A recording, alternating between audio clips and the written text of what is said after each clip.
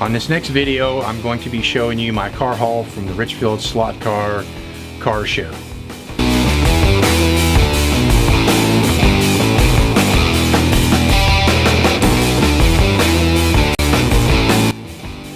Hello HO Race fans, this is Kevin Vito Man 50, where we do tech, tips, and solutions with online video. If you're new to this channel, thanks for stopping by and definitely subscribe. If you're a fan of slot car racing, you come to the right channel. Now, on to the video. Okay guys, these are my cars right here. I got a open wheel Indycar. I've got the number 2, now I have the number 3 of the same color. Then I got my Ferrari 512M. I've got a lot of these. I had one back when I was a child that had a black window and it was a red body. I chopped it up and everything I found after that was a bit of clear window. Now I finally found a red window one, so that was a score. I got this one off of Bill Graffius. It's a 440X2 Indy Formula type car. Then I got a Tommy Porsche 912. I don't have this body. I got a couple just like that. Then I finally got a Corvette that I've never had. It's a one with closed rivets. I cleaned the body off, see how it looked. It turned out real nice. Not a bad looking car. It's pretty clean. And then I got a Lola Gt that I've always wanted. I got about almost every color now. Lola Gt off the same guy I bought the Corvette off. A real nice looking car. Sebring 75. There's a guy that is there every year, and he kind of does these cars like this. Sean got a car from him. This is the one I got off of him. Looks real nice. The paint's pretty good. He did a good job. Then I finally got my 917 Porsche. I've been wanting this body. This is the Golf car. I've been wanting this body for a while. I finally got it, and I found another one that's pretty hammered. I'll go ahead and have to probably clean this up. You can see it looks like it's been dulled out a little bit. Then I got a couple more. I've never had a purple and white one. I found 2 of them real cheap. This one was $5. I think I paid like $1 for this one. Then I want to do one of these. I want to repaint it all up. This is one of the yellow, and I think it's a blue top that someone has stripped it. Then I got a couple Firebirds. I like racing some of the Firebirds. They handle real well. I like these because they got the open back end, and I've got a couple of them just to have them. And then I've got a couple Lola T330s. I haven't seen these colors available, and they're kind of tore up, so I said heck what, I'm gonna buy them. I paid $1 for this one, and this one each. I paid $1 each for those. I finally got another Corvette like this. I've been looking for one of these bodies again. It's pretty clean. I don't even think it's been run hardly at all, for $5. Then I saw this one from the same guy for $5. This is a Charger. And then a Lola, got another Lola for $4. I haven't seen his color around here, so I got it for that reason. The wing's busted off, but I really don't care because with the wing on it, they're hard to race. But I'm going to leave this one alone to race it just like that. And then I've got another one of the Javelins with the butterscotch style body, or the mustard, whatever you want to call it. It's missing the front bumper, but this thing is absolutely ideally perfect. And then Mike, I always get one car off of him every year. This is a I think this is a Spitfire or Triumph T5. And then I've been looking for this body forever. I did one a long time ago and tore it up. I don't know if I melted it or what I did, but I had a good bumper, front and back, and a good windshield. So I was looking for the body, and I found a body with no bumpers or windshield in it for practically nothing. So that was a score. Then I went over to Bob's Beers, which I always deal with him all the time. I finally got another Javelin to strip. This is a yellow hood, yellow body. So I'm going to strip this one down to the yellow, but I'm going to keep the color, everything else on it. And then he had a couple of the Corvettes. I had never had a white one. I didn't think I had a green one. I found a green one, and I have a yellow one, but I figure I can paint these 3 here and leave the white one because all the windshields are in there. He's got everything's in there. And I think I paid like $5 for all of them. A Ferrari blue one. I bought a yellow one last time, so I bought a blue one this time. That looks really nice. And then in the Alfa Romero, it's got a busted, I don't know if you can see that, but it's got a busted roll bar and someone cut the little wing things off the edge here, which I don't care. I got it for 10 bucks. I've always wanted one, and I finally got one.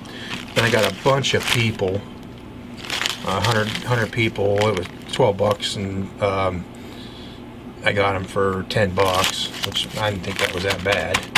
And then I finally got another Beamer. I'm going to chop the wing off of this. The one post is missing, but I can fix that. That's nothing. Same with this one.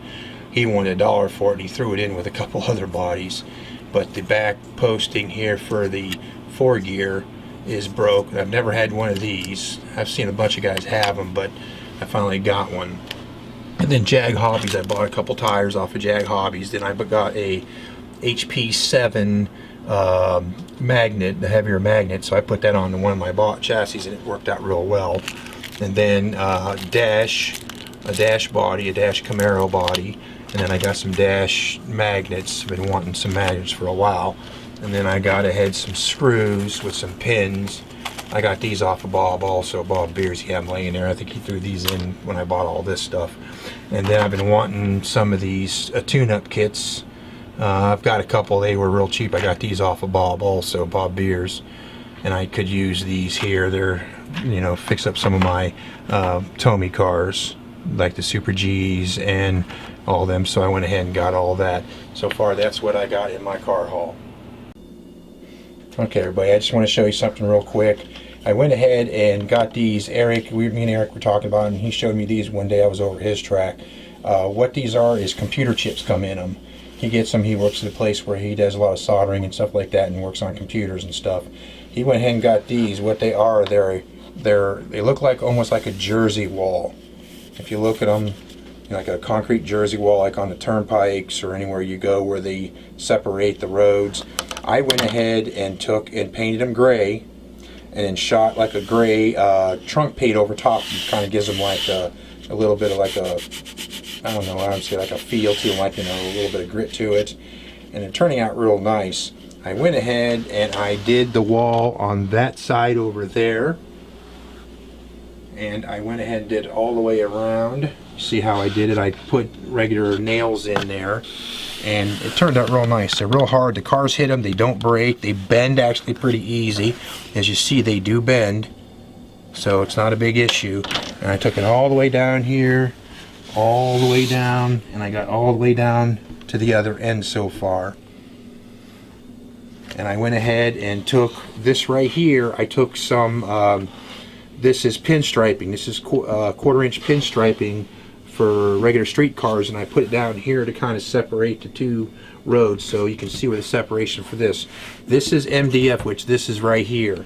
This is the same stuff. It's MDF. The only difference, this is bare and this is painted. What I'm going to do is I'm going to do a pit area right here, right here, and I'm going to have the cars coming down this way and going around the turn and going that way. So I'm going to go ahead and cut it to fill this whole section in the center here. So I'm going to cut it around the corners here and chop it, whatever I got to do, and, you know, to keep it so it's smooth. And I got another piece just like this that I'm going to put right here, and what it is they're going to come in. They're going to come in right here. So they're going to come down in here, go down that way, pit. And I'm going to build a pit building right here, and then they're going to go all the way around, and they're going to come out this way here. So you come out and go around. Okay. And I've been using, I don't know if I told you, I've been using this cork board, or cork, you know, the cork road bed, and you see how the cork road bed looks. It looks really nice now. I'm doing it all the way around. I went ahead, and there was a couple small divots here where I put the jumper tracks. So I went ahead and put some MDF in there. Probably put like a little walkover bridge or something. And then me and Larry, one of the guys at the in the club, went ahead and completely did this. Now it's really solid. Okay, so it turned out real nice. Just another little tidbit of information too. One of the guys, I saw someone put on my channel, and I answered him, said that I'm using these scratchy pads because they're pretty much just a regular foam is what it is. This is even kind of like a foam. You can get these in like real light, medium, and real heavy duty. Okay, and he says he's using Neverdol. I'm worried that Neverdol will put like a greasy, oily feel to the track. For my track, I use WD-40 every once in a while, but I wipe it down with like a citrus cleaner, and it keeps the track nice and moist, and it looks a lot better. And I've been using this, I don't know if you guys seen, to scratch the track. He was worried about, he said it was a bad call that I'm using this. He was worried about it's tearing the lanes up, the steel part of the guardrails up, you know, the lanes up. Look at that. He was worried about it. He goes, rub it on the back of your hand. I can do that. And I'm pushing, not real hard, but I'm pushing about as hard as I do on here. Normally I just go like this with it. So look at it, they're not tearing up my hand. They're not even really sandpaper. They're not even sandpaper. These are mainly just like foam. I don't know if you can see that. But these work beautifully. Eric's used them, like he said, for probably 30 years. I've been using them at least 20. I know I've used them longer than that. But all they are is like just a foam pad. They're just foam. See, I mean, they tear. That's not sandpaper. See? They're tearing, see? And I've rubbed them on the back of my hand. No problem whatsoever. So if you're using these, keep using them because they work beautifully. Yeah, the track's coming along pretty good. I hope everybody enjoys what I'm doing. I'm going to show how I put down the cork road bed from the train road bed. I'll show you, I'll do an episode, probably the next episode I'm going to start doing that to show you how that is laid down, so all you guys that want to do that will make it easier, your life a little easier to putting that down. Thanks for everybody that subscribed so far, and anyone that leaves anything down in the comments below. I really appreciate all the comments that you guys are giving me. Any comments you have by future episodes, information, or anything you want to know, let me know. And keep your pin in the slot.